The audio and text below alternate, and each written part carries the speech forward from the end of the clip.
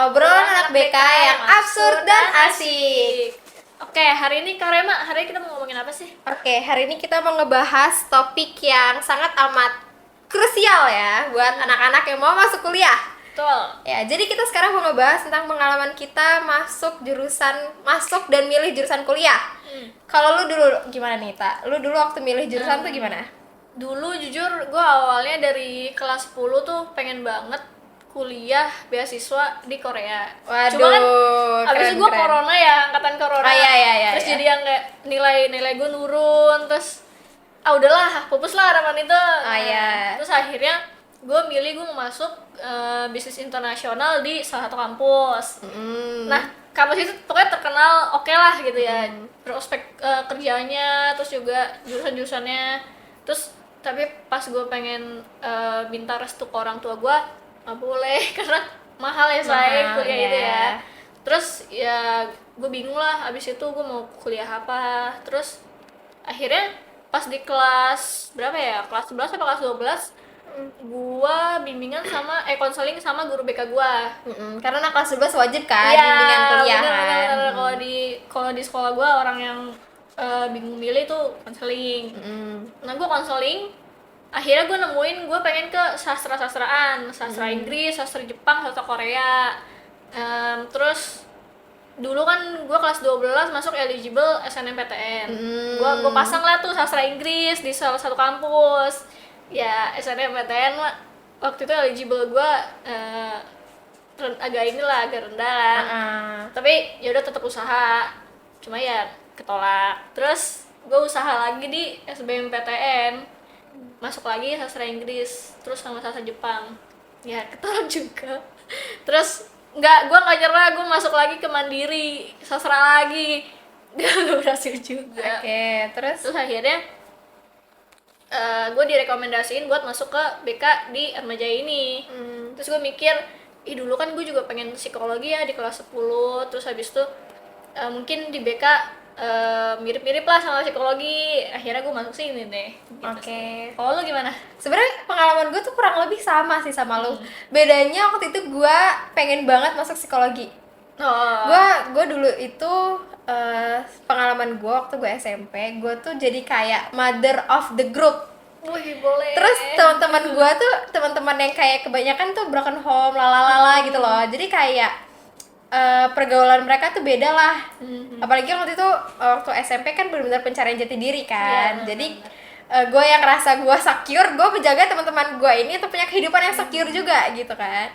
Nah terus tapi waktu itu gue belum sadar kalau gue tuh sebenarnya tertarik sama kehidupan psikologisnya manusia gitu. Terus waktu gue SMA, gue ambil jurusan IPA. Sama sekali nggak pernah kepikiran kalau gue mau psikologi sesuka itu gitu ya. Nggak pernah kepikiran karena dulu pas gue kelas 10 gue itu pengen masuk ilmu gizi. Ilmu gizi. Terus kelas 11 juga masih mau tuh ilmu gizi.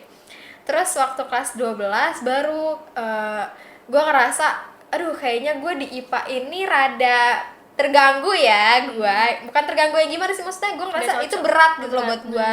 Ditambah waktu itu gue masuk sekolah negeri yang mana gue nggak pernah masuk sekolah negeri. Jadi kan shocknya tuh makin kan, entah lingkungannya, entah guru-gurunya. Iya, terus cara ngajarnya kan juga beda kan. Ditambah lagi waktu itu beban pelajaran lebih berat karena MTK-nya ada 2 ya, Say. MTK minat sama wajib. Dan gue waktu itu gak suka banget sama MTK minat karena susah banget ya, Say. Kalau lu anak SMA dan lu ambil jurusan IPA, selamat dan semoga kuat ya. Terus karena gue gak kuat, gue kayaknya nyerah deh buat yang ilmu gizi. Karena kan gak mungkin mereka gak ngitung kan, namanya nutrisi yang gila ya, gak ngitung. Nah terus gue kelas 12 juga sama lu, disuruh bimbingan lalala gitu kan. Terus ya udah gue coba bimbingan, terus gue ceritain lah pengalaman gue waktu SMP itu. Terus guru BK gue bilang kayak gini, berarti lu sebenarnya tertarik sama psikologisnya manusia, kenapa nggak mau coba ambil psikologi atau jurusan yang sejenis gitu kan. Nah iya nih, setelah gue cari-cari lagi, psikologi sebenarnya semenarik itu buat gue gitu kan. Terus ditambah lagi psikologi itu lagi hype-nya kan, bahkan sampai sekarang gitu kan. Dibutuhin banget. Terus akhirnya gue cobalah di semua kampus negeri di Jawa gitu ya. Terus sampai kayak gue waktu itu nggak dapet SNMPTN, waktu itu nggak dapet, tapi gue coba SBMPTN.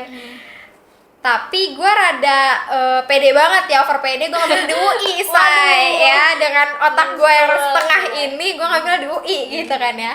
Terus udah pasti sangat amat ketolak dong. Terus akhirnya gue coba mandiri, banyak lah, Undip, UI, lalalala gitu kan, banyak.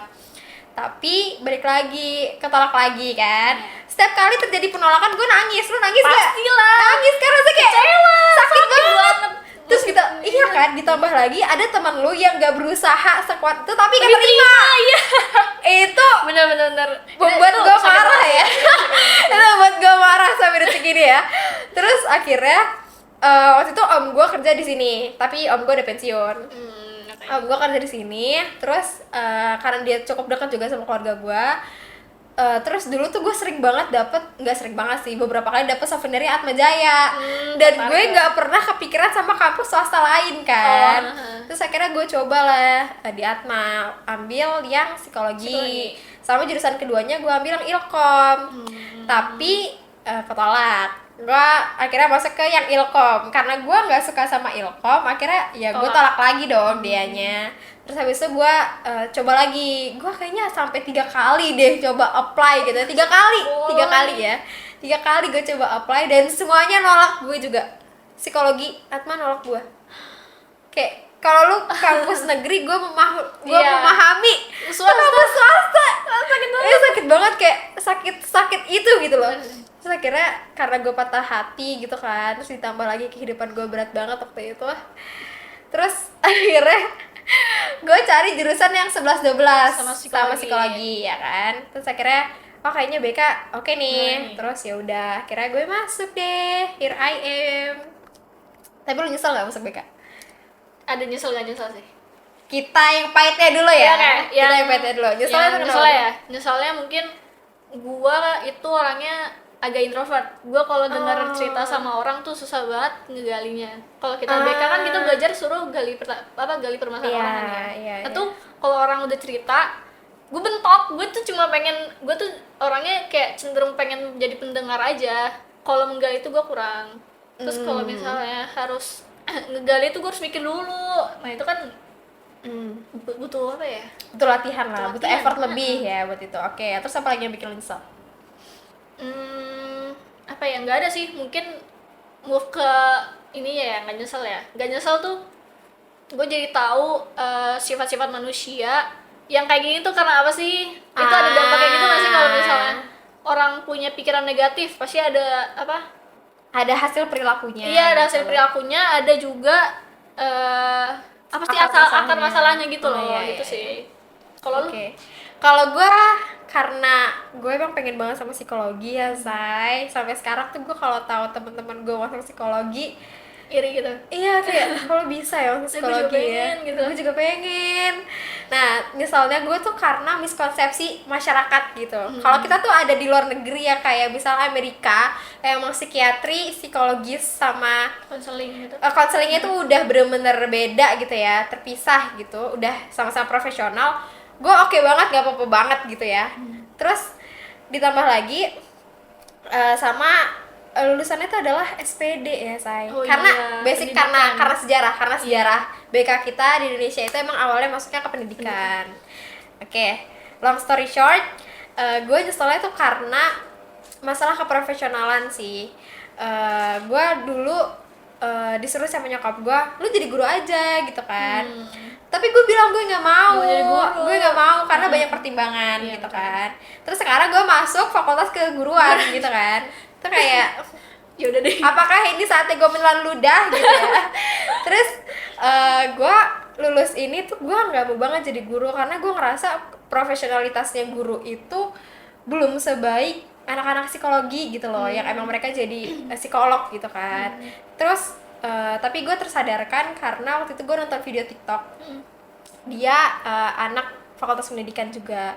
Terus waktu diwawancarain dia bilang kayak gini, nyesel nggak jadi guru gitu kan. Dia bilang kayak gini, dosen gue bilang kalau lu aja sebagai anak fakultas pendidikan, anak-anak yang emang belajar soal pendidikan nggak mau bantu atau kayak nggak mau ikut andil dalam perubahan pendidikan, berarti lu sama aja sama orang-orang yang emang gak belajar soal pendidikan. Bener sih. Ya kan? Terus gue ngerasa tersadarkan gitu, oh iya ya, nanti kan anak gue juga mau belajar gitu kan.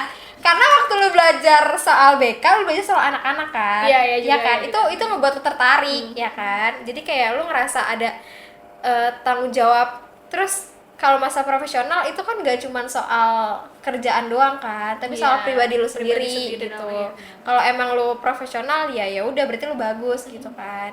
Terus kalau nggak nyeselnya itu karena jurusannya 11-12 sama psikologi sih, to be honest ya. Boleh. Semirip itu. Jadi ada nyesel-nyesel juga. Iya. Karena lu jadi belajar soal manusia, lu juga belajar soal diri sendiri gitu loh. Kita di sini juga nyembuhin diri sendiri. Iya, lu jadi tahu soal diri lu sendiri. Sebenarnya tuh lu lagi ngerasain apa, lu lagi punya pemikiran apa, dan apa akar masalahnya. Iya, itu akar masalahnya. Gitu kan. Terus jadinya lu bisa belajar bantu diri lu sendiri, ya kan. Sebenarnya kalau berubah jalan tuh nggak cuman anak kedokteran dan psikologi ya teman-teman. BK juga. Mereka nggak tahu kita setiap kelas nangis. Bener. Nggak semua tahu. terkuak tuh digali-gali semua tuh di kelas. Apalagi konseling keluarga. Betul. Siapa yang nangis konseling keluarga? Gua. Tapi gue belum sih. Oh, lu belum? Akan mungkin. Oh iya. Berarti lu masih bisa mengontrol ya. Kalau gue sih udah nggak bisa. bisa. Gue secengin gitu soalnya. Oke lah, balik ya. Okay. Dulu kan kita ngerasa kalau milih jurusan itu nggak susah ya. Tapi kan gak semua orang ngerasa milih jurusan itu gampang, ya kan? Jadi gimana sih tips and trick milih jurusan menurut lo? Menurut gua pertama tes minat bakat sih. Oke, ya basic. Karena kita diajarin juga ya kalau mau tahu tentang orang lain harus ada tesnya. Oke. Terus kalau gitu apa lagi? Apa ya? Mungkin nih kalau kalian bingung mau milih jurusan apa, konseling sama guru BK atau guru yang kalian percaya. Ya, guru atau orang-orang yang emang mengenal kalian gitu lah. Sebenarnya belum tentu omongan mereka tuh benar, tapi bisa jadi masukan gitu kan, pertimbangan karena mereka melihat kalian secara objektif gitu kan. Oke, lanjut apa lagi nih? Kira-kira. Apa lagi? Coba dari kalian. Oke, dari gue dulu ya. Lebih ke lu tuh mau kerja yang apa? Kayak apa ya? Iya. Kalau lu mau kerjaan yang tipe-tipe general, misalnya kayak lu pengen jadi pembisnis, lu pengen jadi apa ya? Ya anggaplah misalnya pembisnis nih, kan sekarang nih banyak ya bos-bos muda ya. CEO muda. Iya, CEO muda. Kalau lu pengen jadi itu, lu bisa belajar ambil kuliah jurusan manajemen bisnis, bisa. Betul. Tapi lu nggak cuman belajar di situ aja, ya kan? Even lu dapat mentor, lu dapat orang-orang yang emang pernah terjun di situ, lu bakal bisa belajar dari mereka gitu loh. Nggak harus lu harus kuliah dulu gitu. Bener. Tapi kalau misal lu emang pengen jadi dokter, lu pengen jadi psikolog, lu pengen jadi konselor, pilot bahkan ya, lu nggak bisa kuliah anak ilmu komunikasi tapi lu pengen jadi dokter, itu nggak make sense. Nggak bisa ya teman-teman. Nggak bisa. Jadi kuliah nggak cuma nongkrong ya. Kuliah nggak cuma nongkrong. Lanjut apa gini kak? Lagi ya. Aduh udah buntu lagi. Coba lagi deh.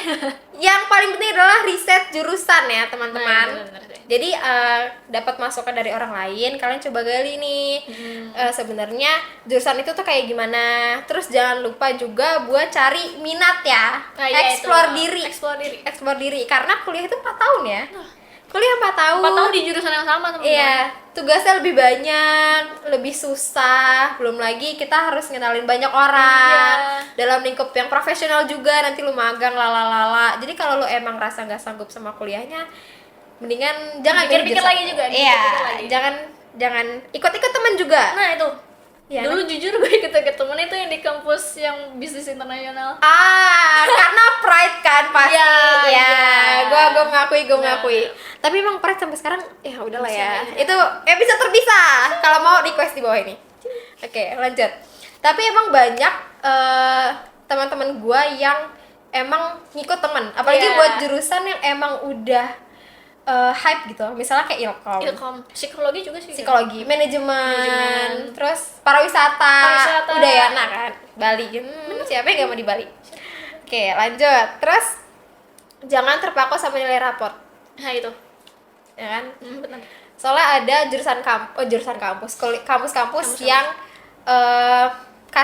kasih kalian fasilitas masuk lewat Jalur rapor. Ya, jalur rapor. Nah, kalau misalnya kayak kalian nih, kayak gua kan waktu itu IPA, paling bagus gua waktu itu biologi. Tapi kan bukan berarti gua mau atau Masuk cocok. biologi ya. Iya, biologi murni gitu kan belum tentu cocok ya. Kalau lu waktu itu bagusnya apa, Tak?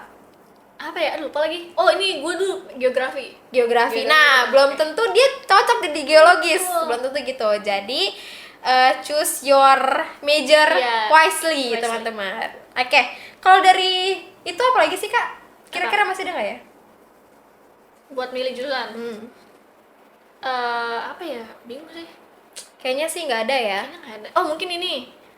Dulu gue juga pernah kalau misalnya konseling, itu pasti ditanyain dulu nilai raport kamu yang paling tinggi itu apa. Kalau gue kan geografi itu dulu. Terus ditanya lagi sama guru BK gue, kalau misalnya mau geografi kamu mau masuk apa gitu kan. Gue bingung lah. Karena emang dulu tuh geografi gue nggak tahu mau masuk apa. Paling kayak BMKG masuk tuh ya. Tapi iya. bingung sih, mungkin jangan terpaku sama rapot lagi sih kayak tadi sih. Jangan terpaku sama rapot. Terus banyakin ngobrol sama orang-orang yang emang kenal lu. Itu penting sih buat jadi ada rekomendasi gitu. Udah sih.